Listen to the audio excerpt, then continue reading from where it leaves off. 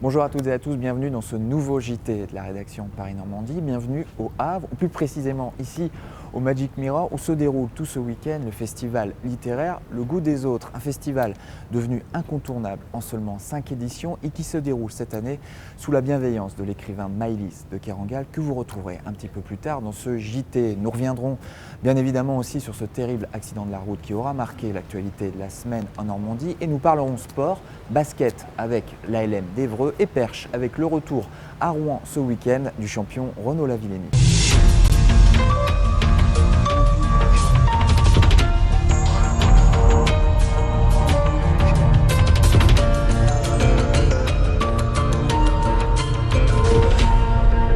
Un tel drame en plein cœur de ville ne s'était pas vu depuis de nombreuses années. Le fait marquant de cette actualité cette semaine reste bien évidemment ce tragique accident de la route survenu dans la nuit de vendredi à samedi dernier à Rouen et qui a coûté la vie à 4 personnes. Il s'agit d'un véhicule qui descendait le boulevard de Verdun. Et à l'intérieur de ce véhicule, il y avait 6 jeunes. 6 jeunes à bord.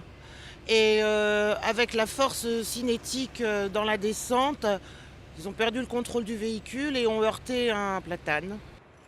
Le véhicule roulait à vive allure sur les 6 personnes présentes dans la voiture. Une a été éjectée, elle a été transportée au CHU de Rouen, ainsi que le passager avant droit. Elles sont toutes deux dans un état critique. Les 4 autres occupants sont décédés. Selon nos informations, les victimes avaient entre 20 et 25 ans. Il s'agirait de 2 filles et 2 garçons. Une enquête est en cours pour déterminer les causes exactes de l'accident. Tout aussi spectaculaire, mais heureusement moins tragique, cette explosion survenue le week-end dernier au Grand Quevilly. Un pavillon a été littéralement soufflé dans une déflagration qui s'est entendue à des centaines de mètres à la ronde. Ces 2 occupants ont été retrouvés indemnes sous les décombres. L'explosion était due à une fuite de gaz. Cette semaine aura été marquée également par l'arrivée du froid en Normandie, des températures certes glaciales mais qui rassurent certains producteurs de fruits et légumes comme ce maraîcher que nous avons rencontré à Saint-Martin de Beaucherville.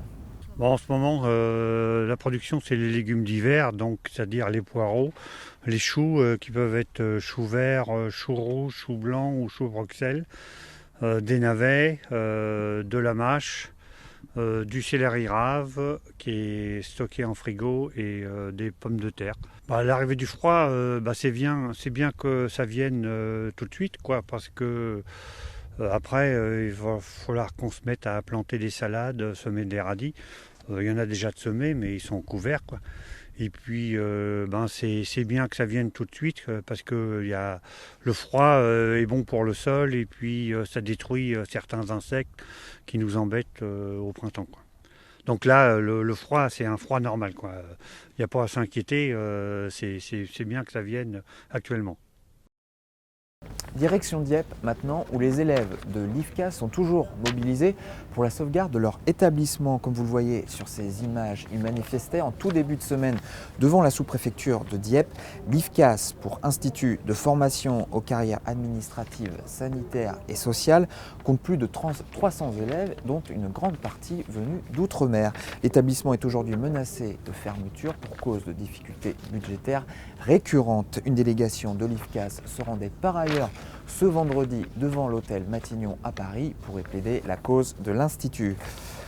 A noter également dans l'actualité sociale cet appel à la grève chez les fonctionnaires lancé pour le mardi 26 janvier. À l'appel de l'intersyndicale CGT, FO, FSU, Solidaire et UNEF, des manifestations auront lieu à Rouen, Le Havre, Dieppe ou encore Évreux.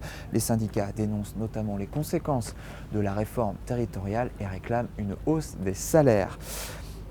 En sport, maintenant, on revient sur la très belle victoire de l'ALM d'Évreux face à Bourg-en-Bresse mardi soir. Le club eurois de Pro B a fait forte impression face à l'un des ténors de sa division en s'imposant 96-81 en cette 14e journée de championnat. Un exploit que les Hébroïciens devront désormais réitérer face à Nantes la semaine prochaine. Mais le sport, c'est aussi le retour samedi au Kinder Arena de Rouen du Perche Elite Tour. C'est aussi le retour du recordman du monde et champion olympique Renaud Lavillenie, à qui la salle normande a toujours réussi. Le perchiste arrivera-t-il à effacer une nouvelle fois la barre des 6 mètres comme il l'a toujours fait lors des 2 éditions précédentes? Renaud Lavillenie, avant de se rendre au Kind Arena, nous a fait l'amitié de s'arrêter sur le plateau de Paris-Normandie. Est-ce qu'on peut dire que c'est ici, à Rouen, que vous avez emmagasiné la confiance nécessaire pour aller chercher ce record du monde? Ça, vous aimeriez bien que je le dise, mais malheureusement, non. C'est pas ici que tout a commencé. C'est sur les compétitions d'avant, sur déjà les mois que j'ai passés à l'entraînement. Je me souviens que en décembre, lorsque j'avais fait un stage, donc c'était 2 mois avant le meeting de Rouen, j'avais déjà surpassé un petit peu tous les repères que j'avais auparavant. Donc je savais que j'étais sur la bonne voie.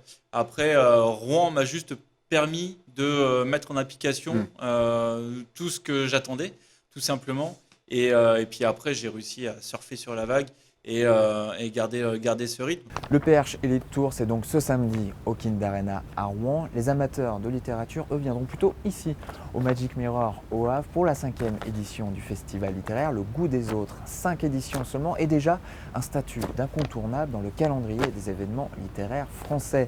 Placé cette année sous le thème de l'amitié, le festival a reçu les conseils avisés de l'auteure Maëlys de Kerangal, elle-même très attachée à la ville du Havre. Maëlys de Kerangal, qui nous accordait elle aussi une interview dont voici un court extrait. Alors on l'a dit, c'est pas un scoop, vous avez un attachement particulier à la ville du Havre, vous avez passé une bonne partie de votre enfance, de votre jeunesse. C'est d'autant plus important pour vous aujourd'hui d'être ici, ça rajoute une valeur particulière. Oui, ça fait sens parce que j'ai vécu là finalement jusqu'à l'âge de mes 18 ans et que voilà, c'est une ville où je me suis peut-être aussi assez construite. Enfin, l'endroit où l'on a passé son enfance et son adolescence, c'est un endroit qui fait empreinte quand même. Je pense aussi que les lieux où l'on vit, la lumière où l'on évolue, les paysages que l'on vous affectent et travaillent votre rapport au monde, votre identité et possiblement votre écriture. Donc pour le coup, ça fait sens pour moi d'être là. L'intégralité de cette interview sera à retrouver très prochainement sur notre site internet paris-normandie.fr. Le festival Le Goût des Autres, quant à lui, se déroule tout le week-end à l'intérieur et autour du Magic Mirror au Havre. Au programme, des lectures d'Agnès Jaoui et Irène Jacob, un concert littéraire de Robin Steiner ou encore un grand entretien avec Daniel Pénac. Toutes les informations sont à retrouver bien évidemment dans toutes nos éditions de samedi. Je vous laisse justement sur la musique de Robin Steiner en vous souhaitant un excellent week-end. À très bientôt pour un nouveau JT, la rédaction de Paris Normandie.